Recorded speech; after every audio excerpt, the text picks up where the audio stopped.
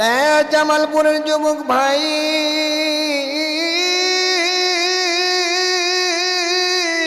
রে আমার পর্দা নিশি আম্মা জানি, দেখেন তো দেখি গো, একটা ফোঁটা চোখের পানি ফেলাইতে পারেন কি না? আমার বাইরে আমার বন্ধুরে, আমার পর্দা নিশি আম্মা জানিরা, আমার যুবক ভাইরা, দেখেন তো দেখি বাজান, একটা ফোঁটা চোখের পানি ফেলাইতে পারেন কি না? আল্লাহ রাব্বুল আলামিন জানিয়ে দেন নবীজি গো, তাম পৃথিবীর মানুষদেরকে জানিয়ে দেন নবীজি, এক নম্বরে আমি আল্লাহকে যারা ভয় করবি, ভয় করার মতো ভয় করবি, হিসাব লাগবে না, বিনা হিসাবে আমি আল্লাহর জান্নাতে যাবেন। সুবহানাল্লাহ। আল্লাহ রাব্বুল আলামিনের জান্নাতে বিনা হিসাবে আপনি প্রবেশ করবেন। শর্ত হচ্ছে এক নম্বরে আল্লাহকে দিল থেকে ভালোবাসতে হবে। দ্বিতীয় নাম্বার হচ্ছে আপনাকে ওলামায়ে কেরামদের সাথে ভালো ভালো আচরণ করতে হবে। তারা যেই দিক নির্দেশনা দেয়, তারা যেই ডিসিশন দেয়, তারা আপনাকে যেভাবে জীবন চালাইতে বলবে সেভাবে আপনাদের জীবনকে চালাইতে হবে, তাহলেই সে আপনারা আল্লাহর জান্নাতে প্রবেশ করতে পারবেন। বলেন সুবহানাল্লাহ। আমার ভাইরে, আমার বন্ধুরে, দেখেন তো দেখি বাজান, আপনারা অনেক প্রকার ওয়াজ শুনেছেন, আমরা সবাই জানি কিন্তু মানি না। কথা বলেন ঠিক কিনা? কথা বলেন ঠিক কিনা? আল্লাহ পাক রব্বুল আলামিন বলে, বান্দা তোমরা দুইটা কাজ করো। এক নম্বরে ইয়াকিন নিয়ে, বিশ্বাস নিয়ে আমি আল্লাহকে ভয় করতে শুরু করো। দ্বিতীয় নাম্বার হচ্ছে হক্কানি ওলামায়ে কেরামদের সাথে পরামর্শ করো। বলো হুজুর, কিভাবে আমরা জান্নাতে যাব, কিভাবে জাহান্নাম থেকে বাঁচতে পারবো, কিভাবে জান্নাতের আমরা তাড়াতাড়ি সন্ধান পাবো, হুজুর আমাদেরকে দিক নির্দেশনা দেন। এভাবে যদি আপনি যখন কথাবার্তা বলবেন উস্তাদের সামনে, ওলামায়ে কেরামদের সামনে, সুন্দর সুন্দর আচরণ আখলাক ব্যবহার উপহার দিবেন, আল্লাহ বলে, বান্দা আমি তোর প্রতি রাজি। বলে সুবহানাল্লাহ। আমার ভাইরে, আমার বন্ধুরে, আমার বাবাজিরা, একটা সাহাবায়ে কেরামদেরকে আমি কথা বলতে চাই, ওলামায়ে কেরামদেরকে আমি কথাগুলো শোনাইতে চাই। একটা সাহাবী নাম শুনে যান, নাম শুনেছেন হযরতে আনাস রাদিয়াল্লাহু তাআলা আনহু। আমার ভাইরে, আমার বন্ধুরে, আমার বাবাজিরা, দেখেন তো দেখি বাজান, দিলের কানটা লাগাইয়া শোনা চাই রে বন্ধু। এ বন্ধু, আমার বাবাজিরা, দিলের কানটা লাগাইয়া শোনা চাই রে বন্ধু। আমার বাইরে, আমার বন্ধু রে, জানি না কার জন্য জানো মালাকুল মাউত অপেক্ষা করতেছে, জানি না রে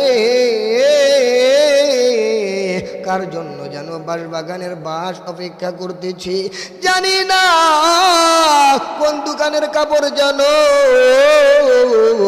তোমার আমার জন্য অপেক্ষা করতেছি, কোন গুরুস্থানের মাটি জানো তোমার আমার জন্য বাইনা হয়ে আছে। নবী বলেন, মান আরাফা নাফসাহু ফাকাদ আরাফা রাব্বা, যে নিজের সম্পূর্ণভাবে চিনল সে আমার মাওলার পরিচয় পাইল। যে এখন পর্যন্ত আমার আল্লাহর গুণগান গাইতে পারে নাই, নবীর সুন্নত তরিকায় চলতে পারায় নাই, আমার বন্ধুরে, আমার বাবাজিরা, দেখেন তো দেখি বাজান, দিলের কানটা লাগাইয়া শোনা চাই। নাম শুনেছেন হযরতে আনাস রাদিয়াল্লাহু তাআলা আনহু, একজন বিশিষ্ট একজন খাদেম ছিলেন, তাকে উপাধি দেওয়া হয়েছিল খাদেম রাসূল। আল্লাহর নবী ডাক দিয়ে বলে, আনাস আমার দরবারে তুমি আসো। হযরতে আনাস রাদিয়াল্লাহু তাআলা আনহু নবী যেভাবে দিক নির্দেশনা দিচ্ছেন, নবীজির দরবারে প্রায় 10টা বছর যাবত নবীজির গোলামি করে যাচ্ছেন। আমার বাইরে, আমার বন্ধুরে, দেখেন তো দেখি বাজান, কোনো দিকে কোনো নজর নাই রে বাজান। বাবাজি, হযরতে আনাস রাদিয়াল্লাহু তাআলা আনহু নবী একদিন মাটি খনন করতেছেন, খনন করতে করতে কেমন জানো নবীজির হেলতেছেন, দুলতেছেন। সাহাবী আনাস নজর করে দেখেন গো, ডাক দিয়ে বলে, ইয়া রাসূলুল্লাহ, ইয়া হাবিবাল্লাহ, নবী গো আপনি আজ কেন হেলতেছেন, দুলতেছেন? নবীজি, আপনার নাকি শরীরটা খারাপ, আপনি আজ কেন এমন করতেছেন? ডাক দিয়ে বলে, না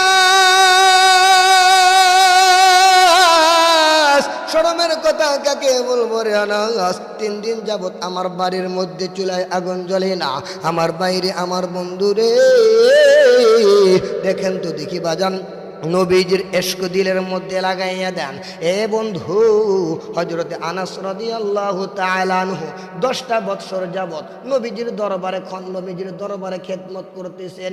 একদিন নজর করে দেখেন গো, নবীজির পেটের মধ্যে কেমন যেন পাথর দেখা যায়। আনাস ডাক দিয়া বলে, নবীজি মেনে নিতে পারবো না ইয়া রাসূলুল্লাহ, যার জন্য আমার আল্লাহ আসমান থেকে পাগল, জমিন থেকে যার জন্য পাগল, সমস্ত মাখলুকাত আমার নবীর জন্য পাগল, এই নবী না খেয়ে থাকবে, আমি আনাস মেনে নিতে পারবো না। আমার বাইরে আমার বন্ধু রে, প্লিজ কোনো দিকে নজর নাই, কোনো দিকে কোনো খেয়াল নাই রে বন্ধু। এ বন্ধু, হযরত আনাস রাদিয়াল্লাহু তাআলা আনহু ডাক দিয়ে বলে, নবীজি একটু আমাকে সময় দেন, আমার বাড়ির মধ্যে আমি যাব আর আসব, আমাকে একটু ছুটি দেন ইয়া রাসূলুল্লাহ ইয়া হাবিবাল্লাহ। নবীজির কাছ থেকে যখন ছুটি নিয়ে গেলেন, বাড়ির মধ্যে যাইয়া ডাক দিয়া বলতেছেন, আসসালামু আলাইকুম ইয়া আহলাল বাইত। মা জননী দরজাটা তখন খুলে দিলেন, দেখেন আনাসের মুখটা কেমন যেন শুকনো দেখা যাচ্ছে। হযরতে আনাসের মা ডাক দিয়া বলে, আনাস রে, নবীজির দরবার থেকে তুমি আসলা, তুমি কি খাবার না খেয়ে আসতো? মা জননী ডাক দিয়া বলে, আনাস রে, তোমাকে আরেকবার প্রশ্ন করব, তুমি কি আমার নবীর দরবার থেকে আসলা? বলে, হ্যাঁ মা, অবশ্যই আসলাম। তোমার নবী কি তোমাকে খাওন দেয় নাই? তোমার নবী কি তোমাকে যত্ন নেয় নাই? ডাক দিয়ে বলে, মা জননী, আমার নবী যখন খাবার খাই, আমিও আনাস আমার নবীর সঙ্গে সঙ্গে খাবার খাই। আমার নবী যখন না খেয়ে থাকে, আমি আনাস সঙ্গে সঙ্গে নবীজির সাথে আমি মোলাকাতে যাইয়া বলি, ইয়া রাসূলুল্লাহ, টেনশন করার কোনো কারণ নেই। আমার বাইরে আমার বন্ধু রে, দেখেন তো দেখি বাজান, কোনো দিকে কোনো নজর নাই রে বন্ধু। আনাসের মা ডাক দিয়ে বলে যে, এ বাজান, তুমি তোমার নবীর দরবার থেকে আসলা, হয়তোবা তোমার নবী আজ খাই নাই, তোমার নবী মনে হয় না খেয়ে আছে। ডাক দিয়া বলে, মা জননী, আমার নবী খাই নেই, আমি আপনার কাছে আসলাম মা জননী, আমার বাড়ির মধ্যে কি কোনো খাবার আছে? ডাক দিয়ে বলে, না, হ্যাঁ তোমার নবীকে দাওয়াত দাও। আমি মা জননী, আমার নবীকে কতদিন যাবত আমার নবীকে দেখতে পারি না।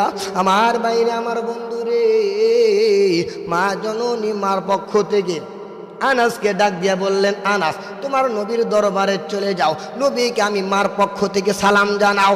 ও মায়ের নবী,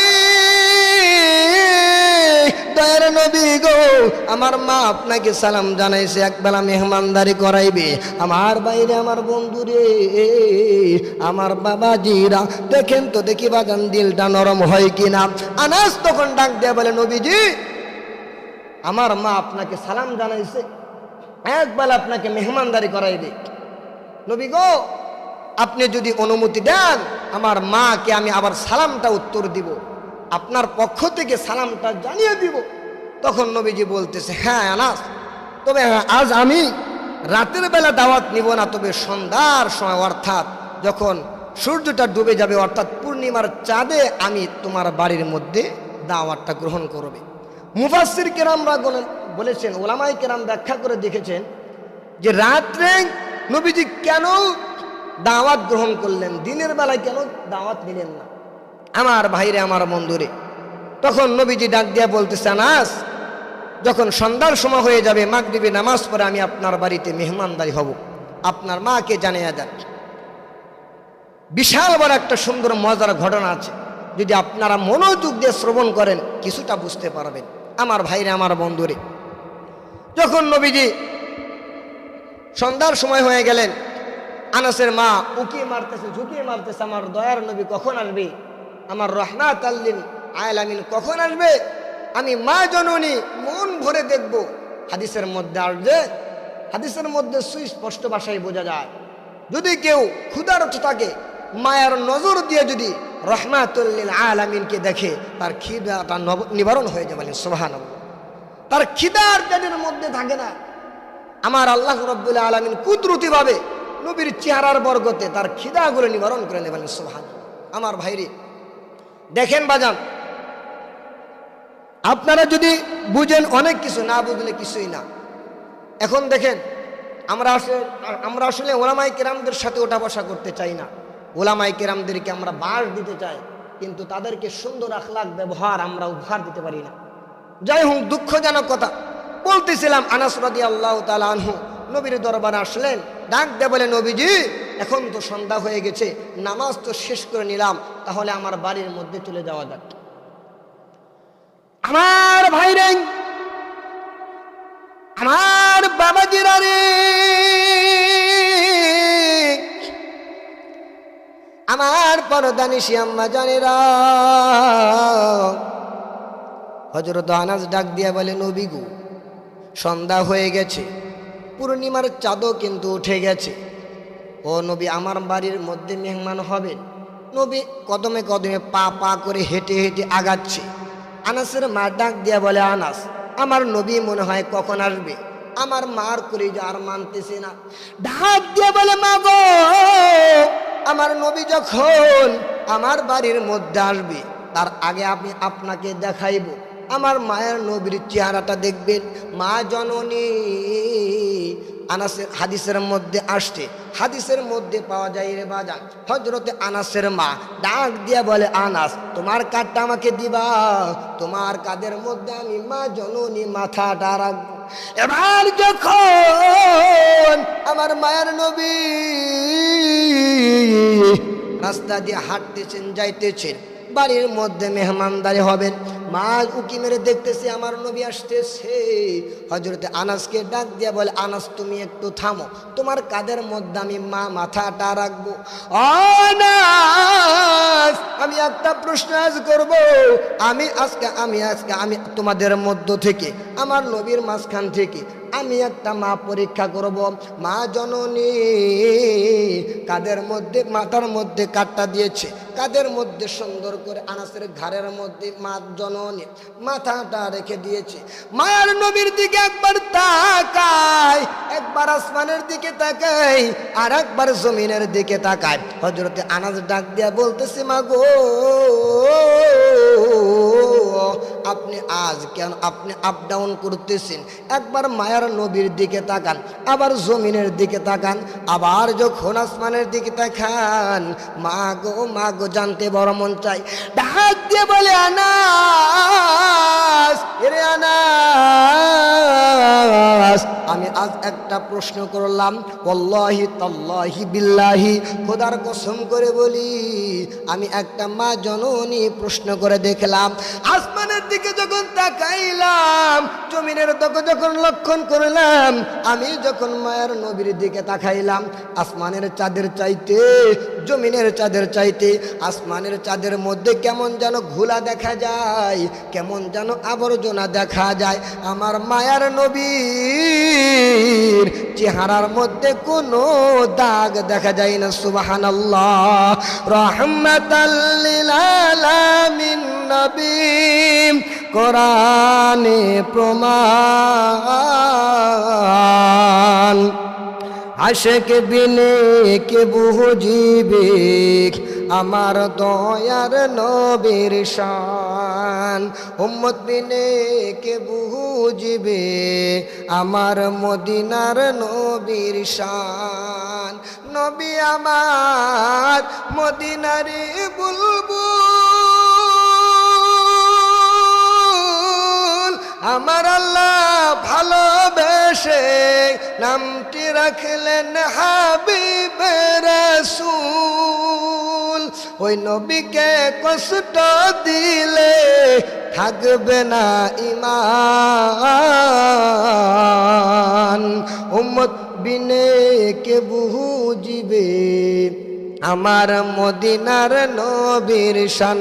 লা ইলাহা ইল্লাল্লাহ, লা ইলাহা ইল্লাল্লাহ, লা ইলাহা ইল্লাল্লাহ, লা ইলাহা ইল্লাল্লাহ, লা ইলাহা ইল্লাল্লাহ, লা ইলাহা ইলাহা ইল্লাল্লাহু মুহাম্মাদুর রাসূলুল্লাহ। আমার ভাইরে, আমার বন্ধুগণ, আর 5টা মিনিট আপনাদের কাছ থেকে আমি সময় নিয়ে যাই বরে বাবা। এবার আনাসের মা ডাক দিয়ে বলতেছে না, মেহমানদারি করাইব মন ভরে আমি মা আজকে আমার নবীকে খাওয়াইব। যেই নবীর জন্য আসমান পাগল, যেই নবীর জন্য জমিন পাগল, যেই নবীর জন্য মানুষ পাগল, যেই নবীর জন্য মানুষরা সবাই পাগল, আমার আল্লাহ রব্বুল আলামিনের হাবিব না খেয়ে থাকবে, আমি মা মেনে নিতে পারবো না। এবার যখন ডাক দিয়ে বলে, নবীজি আপনাকে আমি একটা অনুরোধ করি, আপনি আমার আনাসের জন্য দোয়া করবেন, আমার আনাস যেন বড়লোক হয়ে যায়, আমি যেন প্রতিদিন আপনাকে এইভাবে মেহমানদারি করাইতে পারি। নবী ডাক দিয়ে বলে, মাগো ও আমার আল্লাহ ডাক দিয়ে বলেছে, ওয়াকাদা রাব্বুকা আল্লা তা'বুদু ইল্লা ইয়াহু ওয়া বিল ওয়ালিদাইনি ইহসানা। ও আম্মাজান, আপনার সন্তানের জন্য আপনি মা যখন হাত তুলবেন, আমার আল্লাহ আসমানের জন্য কোনো পর্দা রাখবে না, আমার আল্লাহর দরবারে ডাইরেক্টলি কবুল হয়ে যাইবে। মাগো আপনি একটু হাত তুলেন, আমি নবী আমিন আমিন বলি। নবী ডাক দিয়ে বলতেছেন, মাগো আপনি একটু হাত তুলেন, আমি আমি আমিন আমিন বলতেছি। মা জননী ডাক দিয়ে বলে, নবী গো আপনার কথাও আমি রাখলাম, আপনি আমার কথাও একটা রাখবেন। ও মায়ের নবীজি আপনি দোয়া করেন, আমি মা আমিন আমিন বলবো। আমার নবী যখন দোয়া করতেছে, আমার নবী ডাক দিয়ে বলতেছে, রব্বির হামহুমা কামা রব্বায়ানি সগীরা। আল্লাহর দরবারে ডাক দিয়া বলতেছে, আদার মালিক আনাসকে আপনি ধনী বানাইয়া দেন। মা জননী ডাক দিয়ে বলতেছে আমিন। আবার দ্বিতীয়বারের জন্য ডাক দিয়ে বলতেছে, আল্লাহ আমার আনাসকে আপনি ধনী বানাইয়া দেন। নবী বলতেছেন আমিন আমিন। তৃতীয়বারের যখন আমার আল্লাহ এই দোয়াটা কবুল করে নিলেন, নবী ডাক দিয়া বলতেছে, আল্লাহ তৃতীয়বারের জন্য আমি দোয়া করতেছি, আমার আনাস খাদেমকে আপনি ধনী বানাইয়া দেন। হাদিসের মধ্যে পাওয়া যায়, প্রথমবারের জন্য যখন আমার আনাস রাদিয়াল্লাহু তাআলা আনহু খেজুর যদি 10 মণ পাইতো, দ্বিতীয়বারের সময় নবীর দুয়ার বরকতে, মায়ের দুয়ার বরকতে আমার আল্লাহ আনাসকে কোটিপতি বানাইয়া দিয়েছেন। বলেন সুবহানাল্লাহ। আমার ভাইরে, আমার বন্ধুরে, নবী যখন দোয়া করতেছেন, আল্লাহ আমার আনাসকে আপনি ধনী বানিয়ে দেন, আল্লাহ তাআলা এই দোয়াটা ডাইরেক্টলি ভাবে কবুল করে নিয়েছেন। এজন্য ভাই ও দোস্ত বুজুর্গ, নবী বলতেছেন, আমি দুনিয়াতে সারা জীবন থাকবো না, তবে আমার ওলামায়ে কেরামকে আমি সেনাবাহিনী হিসেবে বানিয়ে গেলাম। আমার ওলামায়ে কেরামকে যারা ভালোবাসবে, ওলামায়ে কেরামের সাথে মোহাব্বত লাগবে, মোহাব্বত লাগাই একটা কথা বলবে, স্বয়ং আমি নবীর সাথে কথা বলবেন। সুবহানাল্লাহ। আমার ভাইরা, আমার বন্ধুরে, যেহেতু আমাদের অনেকক্ষণ প্রায় আলোচনা করলাম, আমি বুঝাইতে যাচ্ছি, 1 নম্বরে আল্লাহকে ভয় করতে হবে, 2 নম্বরে ওলামায়ে কেরামদের সাথে ভালো ব্যবহার দেখাইতে হবে, ওলামায়ে কেরামদের সাথে ওঠা বসা করব। এমন বক্তার সাথে আমরা ওঠা বসা করবো না, যেই বক্তা, যে ওলামায়ে কেরাম, নামদারি ওলামায়ে কেরাম 2 প্রকার, একটা হচ্ছে দুনিয়া লোভী, আর একটা হচ্ছে আখিরাতি লোভী। যারা আখিরাতের জন্য কাজগুলো করবে, ওই ওলামায়ে কেরামদেরকে চিনতে হবে। কেমন চিনবেন? একটা স্বর্ণ, মূল স্বর্ণ, ডুপ্লিকেট স্বর্ণ আপনি কিভাবে চিনবেন? কঙ্কর পাথর দিয়ে বা কঠিন একটা পাথর দিয়ে ঘষা মারবেন, তখন দেখবেন আসল স্বর্ণ কোনটা, নকল স্বর্ণ কোনটা। আমার ভাইরা, আমার বন্ধুরে, ওলামায়ে কেরাম কিভাবে চিনবেন? ওলামায়ে কেরাম গানের মঞ্চে না যাইয়া কনসার্টের ময়দানে যখন জিকির করবে, ভাইরাল জিকির করবে, না না না, ওইভাবে জিকির করার দরকার নাই। আর বলবে, আমার মুর্শিদ কেন বুঝে না গো তোরে, আমি কত ভালোবাসি, আমার জালালি কেন বুঝে না গো তোরে, আমি কত ভালোবাসি, দেখিয়ে চরূপের ঝলক মন কইরা সৌদাসী, আমি তোরে কত ভালোবাসে মাশাআল্লাহ। হায় হায়, এগুলা বক্তাদের থেকে আপনারা সাবধান হয়ে থাকবেন আমার ভাইরা, আমার বন্ধুগণ। ওদের মঞ্চটা এখন এমন একটি পরিস্থিতি বানিয়ে নিয়েছে, কিছু যুবক আছে বক্তা যা কয় শ্রোতাও হা হা। এরকম শ্রোতা হবে না, এরকম শ্রোতা হওয়া যাবে না। আপনাদেরকে অ্যালার্ট থাকতে হবে, কে কোরআন থেকে তাফসির করছে, কে কোরআন থেকে কথা বলতেছে, কে হাদিস থেকে রেফারেন্স দিচ্ছে। আমার ভাইরা, আমার বন্ধুগণ, এখন দেখেন ওলামায়ে কেরামদের সাথে যখন ভালো একটা ওলামায়ে কেরামদের সাথে যখন চলবেন, ওলামায়ে কেরামের সাথে যখন পরামর্শ করবেন, আমার আল্লাহ রাব্বুল আলামিন আপনার জীবনটা এমন একটি সুখীময় জীবন দান করে দিবেন। আমার ভাইরা, আমার বন্ধুগণ, আর সময় নিব না, আপনাদের কাছ থেকে আমি বিদায় নিব। ওয়া আখিরু দাওয়ানা আনিল হামদুলিল্লাহি রাব্বিল আলামিন। আসসালামু আলাইকুম ওয়া রাহমাতুল্লাহি ওয়া বারাকাতুহু।